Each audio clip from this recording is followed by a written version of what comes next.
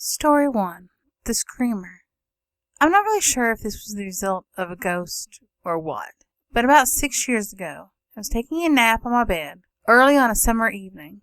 I live in a very rural area with only a handful of neighbors. I'm mostly surrounded by fields. My room is on the southeast corner of the house and has very heavy wood-framed windows that face each of those directions. On this particular evening, the south window was closed.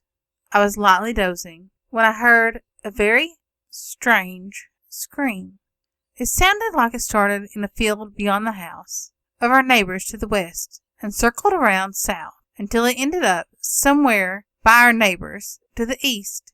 It began high and got lower as it went east. Keep in mind, only my east window was open, but I heard the scream very clearly the whole time. It kept repeating, each time starting closer to our house from the west and ending closer to my east window. It also kept getting shorter and lower in pitch. It finally stopped after about 15 minutes, when it sounded like it was ending right outside of my bedroom window. I was frozen in fear on my bed this entire time. A few moments after the last scream ended, I walked into the kitchen, which is on the south side of the house, and I asked my mom if she had heard anything. She hadn't. I've never heard anything like this scream since. Story 2. The Room. I've lived in the same house since I was 6, and I don't remember not being afraid of a certain room in our house. Our family area was off the kitchen. It was the den, but also off the kitchen was a more formal living room that my mother reserved exclusively for guests. This living room also had a doorway which led directly outside the hallway of my bedroom door. Day or night, it did not matter. I would run past that doorway. This doorway, incidentally, had no door. I could not put my finger on exactly what made me so uneasy about this room. I just knew that it made me really uncomfortable. I'd grown accustomed to falling asleep with my television on, the MTV generation and all. However, when I woke up the next morning, my TV would be off. It didn't have a timer or an automatic shut-off. I always chalked it up to half waking up enough to turn it off myself. I was a little less sure when my stereo began playing by itself in the middle of the night. I was a little freaked out by this. But hey, what do I know about electronics? It didn't happen every night, but there was no real frequency or pattern to these occurrences. The clincher came when I was rearranging my room late one night, and the stereo began playing once again. The reason this bothered me was because my stereo was unplugged. We never saw anything unusual, no ghostly apparitions. I continued to zoom past that living room door. I always hated it on those nights when I had too many beverages before going to bed and had to get up in the middle of the night to trek to the bathroom. I began preparing to leave for college, and a certain incident still gives me chills when I think about it. It was the middle of a Saturday afternoon. My father was gone, so my mother, sister, and I were just doing laundry and being lazy. My sister and I were watching movies in the den, while my mother was preparing lunch. When the movie was over, I went through the kitchen to the hall, and by the doorway. As I moved past, I heard a loud crash. I called to my mom to ask if she was okay, and she was wondering the same thing about me. I ran back to the kitchen. As I did, my sister also came running into the kitchen. After we were all accounted for, and realized that none of us had been touching anything that made that noise, we ventured into the living room. My mother had these brass candlestick holders, heavy, with glass candles in them. I found the candlestick holder on the ground, near the table, where it usually rests. What really spooked me was the candlesticks themselves. They had been hurled across the room, near the doorway, that only moments before I had been walking past. I moved away to college shortly after this. Of course, I returned for summers and holidays and other events, and my parents still live in this house.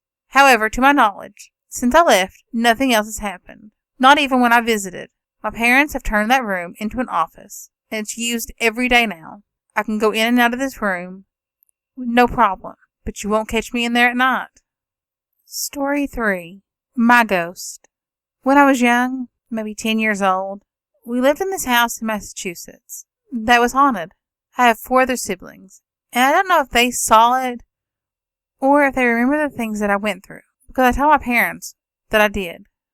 As a child, I was very reclusive, and this worried my parents. But when I told them about the guy that I could see watching me out of the corner of my eye, they sent me for counseling. All through the counseling, I stuck to my story. What had happened simply was that when I was alone, I would see this man out of the corner of my eye watching me. I could describe his appearance exactly, down to what he was wearing and to the part of his hair. He never showed any hostility towards me. I was never afraid of him. He was just part of my everyday life. I was so not afraid of him that it was almost a year before I told my parents about him. And I only told them then because they asked me what I was looking for. I was trying to see exactly when he disappeared and where he disappeared to. Later in my years, about 21 or 22, I started seeing him again. My job was close by, so I used to walk to work. I would leave for work very early in the morning. It was winter at that time, so it was fairly dark out. I would travel by dark roads. One night, about a week into my job, as I was walking, I heard and saw someone walking behind me, right behind me, so that I could see him out of the corner of my eye. But when I turned to look, he wasn't there. But I did see him. It was that same guy, but dressed differently. As I got to the main road, a police officer, who I knew, picked me up and gave me a ride the rest of the way. He said he would do so whenever he saw me. Still, every morning, this guy, my ghost friend from childhood, would walk with me through the dark roads until we reached the police officer. He was as real as if he was a physical person walking with me. I could hear him walking. I could hear his footsteps on the pavement. At times, I could physically feel someone touch me.